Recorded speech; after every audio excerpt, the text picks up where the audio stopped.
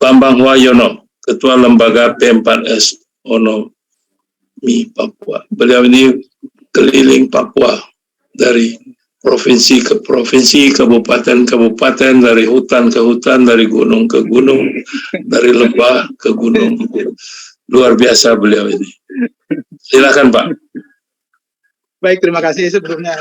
Terima kasih banyak. Apa ini? Semangat terus ya Pak. Semangat terus Pak. Kurang keras Pak, suaranya Pak? Cukup. Cukup Pak? Cukup. Baik Pak, terima kasih. Aduh, luar biasa sekali nih Pak Kajo ini.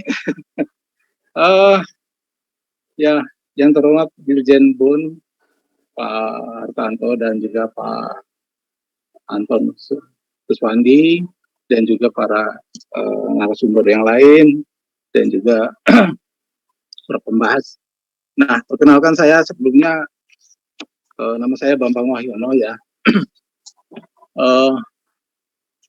Saya memang lama sekali di Papua, justru lahirnya malah di Papua, sehingga besar pun juga di Papua. Ketertarikan saya di dunia pertanian, perkebunan ini sebenarnya tidak terlepas ketika saya bertugas di salah satu BUMN. Saya menangani CSR dan CSR untuk Papua dan Papua Barat. Betul sekali apa yang disampaikan oleh Pak Hajo, bahwa saya sudah kemana-mana di tanah Papua. Nah, singkat saja, kalau gambar yang pertama ini, kerap saya harus ke kampung-kampung untuk memberi motivasi kepada para kepala kampung agar mereka bisa mandiri dengan potensi daerahnya masing-masing. Seperti itu. Nah, melalui lembaga P4S inilah saya mulai bergerak. Nah, hari ini kita membahas begitu banyak tentang potensi budidaya berbicara talasi yang menguntungkan petani. Tadi sudah banyak disampaikan baik oleh Pak Dirjen, terus kemudian Pak Kaju sendiri, lalu Pak Peter, Pak Herman, bagaimana dengan potensi bahan baku talas ya di Papua. Populasi ubi jalar di tanah Papua itu menyebar dan merata di mana-mana. Dan benar sekali bahwa sebagai bahan makanan pokok. Bahkan makanan pokok ini sudah menjadi suatu diangkat sebagai budidaya, maksud kami dalam hal ini adat. Kita tahu persis bahwa di Papua terkenal juga dengan yang namanya barapen. Nah, barapen ini semua makanan, semua hasil bumi itu dimasak jadi satu dengan sebelumnya membakar batu. Nah, barapen ini dikenal juga sebagai suatu tata cara bagaimana masyarakat itu berdamai, jangan makan bersama. Nah, itu terkait dengan pola tanah masyarakat itu memang masih bersifat tradisional. Tadi sudah disampaikan oleh Pak Peter bahwa itu benar, berpindah-pindah. Nah, varietas ubi yang ada di Papua ini banyak. Saya mendapat laporan juga bahwa di Bintuni itu ada yang warna ungu, ada yang warna kuning, dan ada yang warna putih. Lanjut, admin. Nah, pada umumnya ubi, saya sampaikan pada umumnya ya, itu ubi itu lebih banyak dibakar ataupun direbus.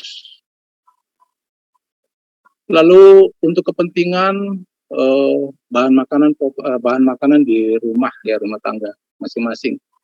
Bila mana memang ada kelebihan, barulah dijual ke pasar tradisional. Nah, kalau tidak laku, ya ini persoalan mau diapakan, gitu. Untuk pelaku-pelaku UMKM dan karya-karya inovatif untuk olahan ubi jalar, ini memang sudah ada, namun belum banyak. Saya mencoba berjalan dari satu tempat ke tempat yang lain, itu saya temukan ada keripik-keripik, orang sudah mulai membuat keripik-keripik dari ubi jalar. Terus kemudian di beberapa tempat ada yang namanya talas ubi yang dibuat padat, itu dinamakan apa ini? Saya lupa ini namanya. Jadi itu apa itu talas ubi dipadatkan, lalu dicampur dengan mentega, dengan gula, lalu dipotong-potong. Nah, itu untuk makanan apa sebagai sesaji bila mana ada tamu. Jadi boleh dikatakan karya-karya inovatif terkait dengan ubi jalar ini masih belum banyak. Lanjut. Jadi singkat-singkat saja karena tadi sudah banyak. Nah, betul sekali bahwa memang perlu dilakukan suatu optimalisasi potensi ubi jalar di Papua. Di sini dapat kami sampaikan,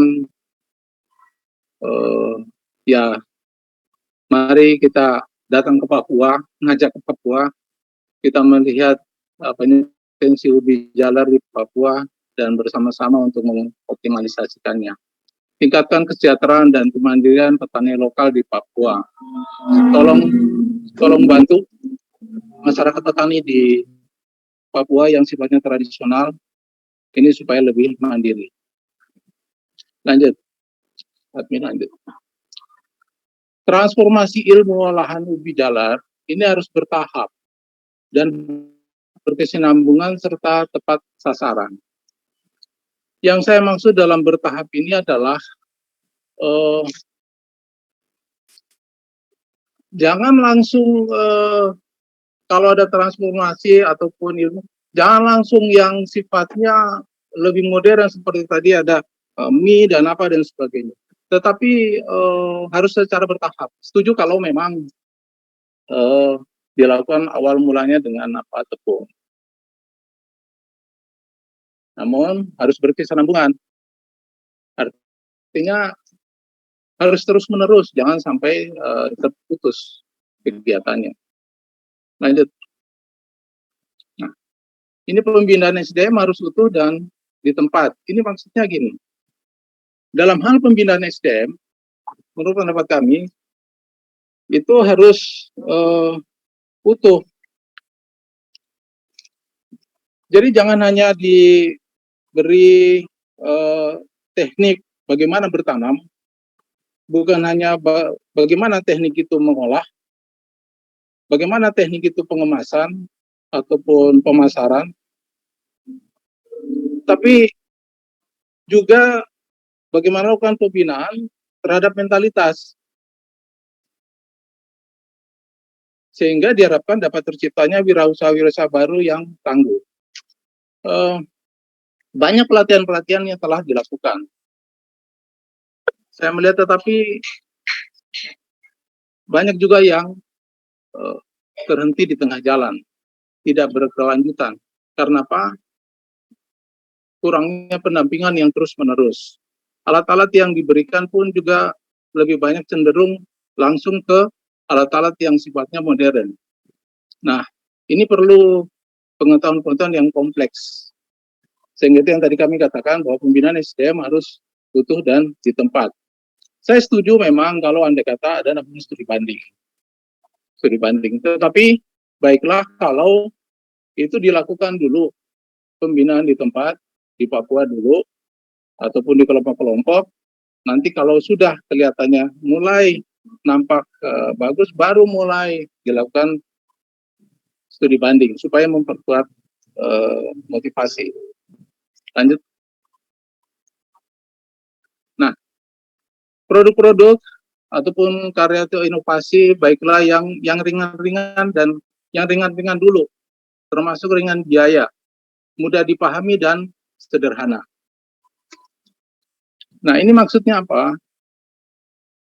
Dimasukkan dalam terkait dengan biaya, optimalkan kalau bisa optimalkan situasional yang ada di tempat. Umpamanya, kalau kita lihat keladi, katakanlah di Maibrat, optimalkan inovasi yang diberikan itu yang ringan biaya, sehingga menekan kos.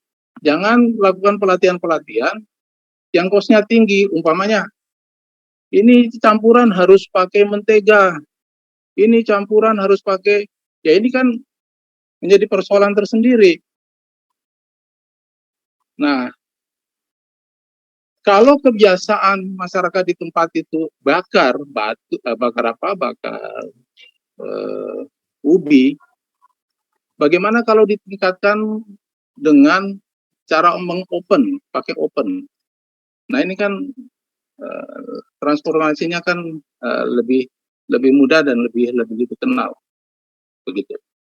Dan sifatnya apa? Sederhana. Prinsipnya lakukan pelatihan-pelatihan yang sifatnya sederhana, produk-produknya juga sifatnya sederhana dan juga dapat dipahami, dan gunakan material-material yang ada di perkampungan tersebut.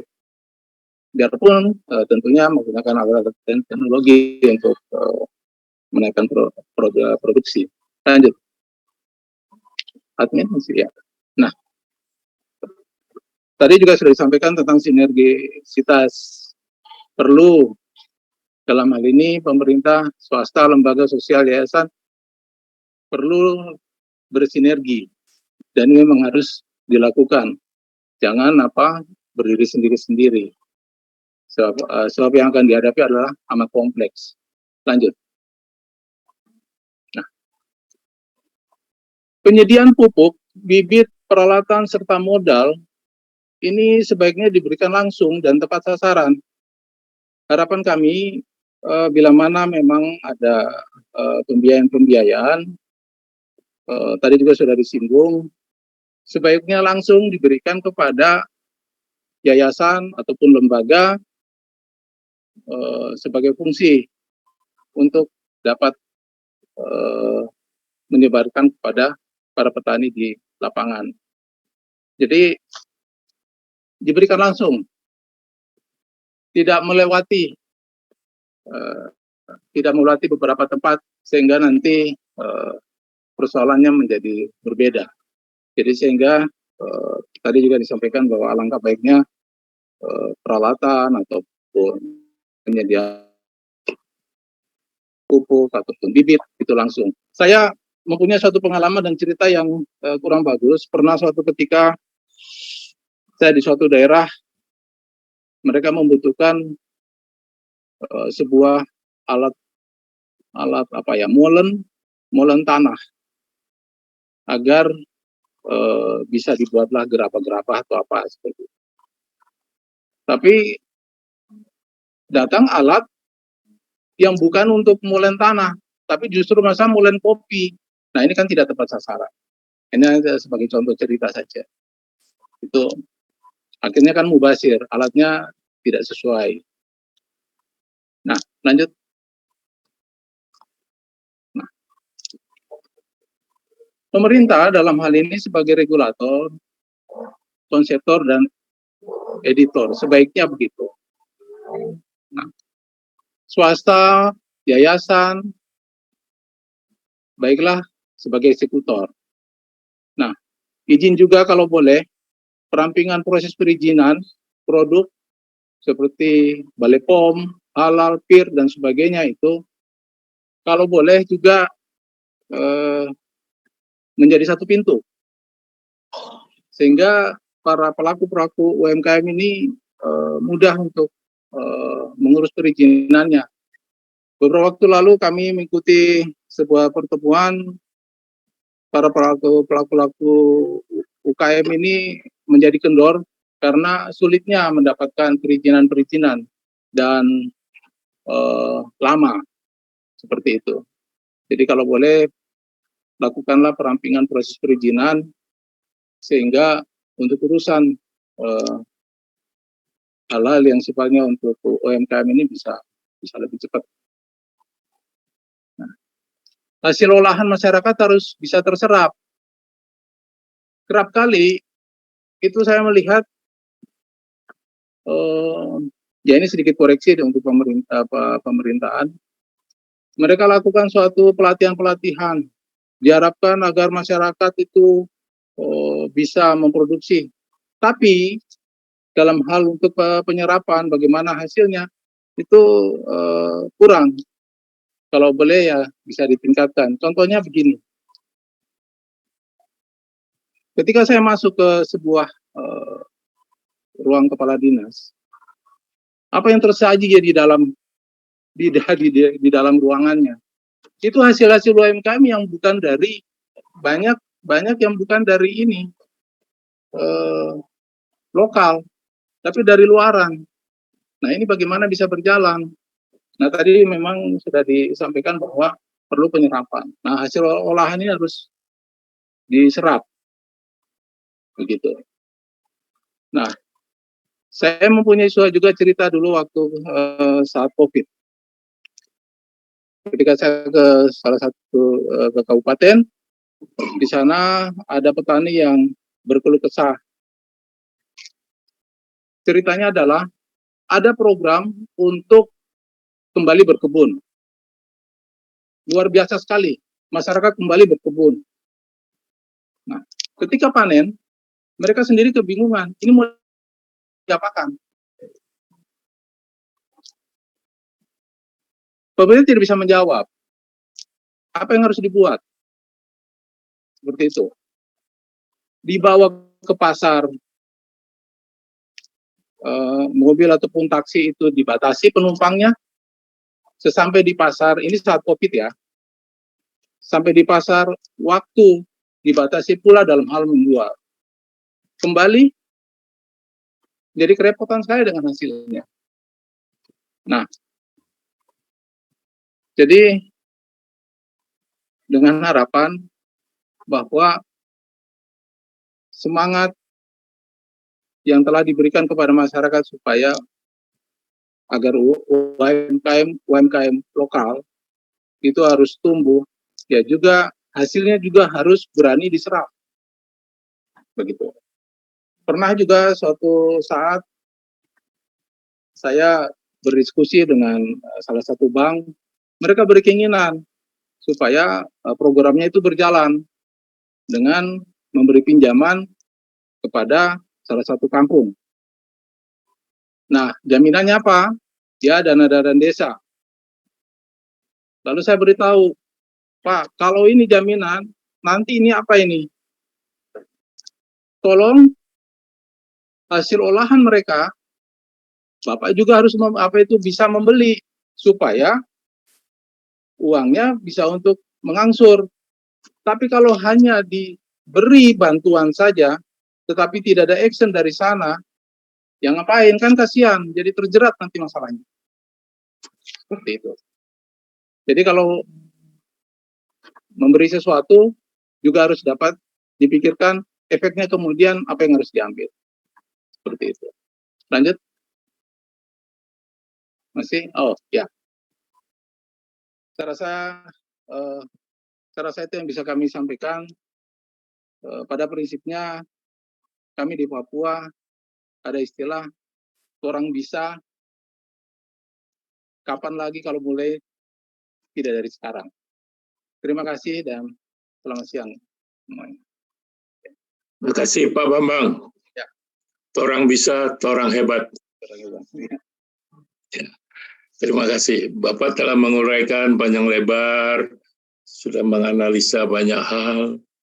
Sekarang bagaimana menyelesaikan hal-hal tersebut. Sepertinya Pak Bambang memberikan tugas banyak kepada kita semua.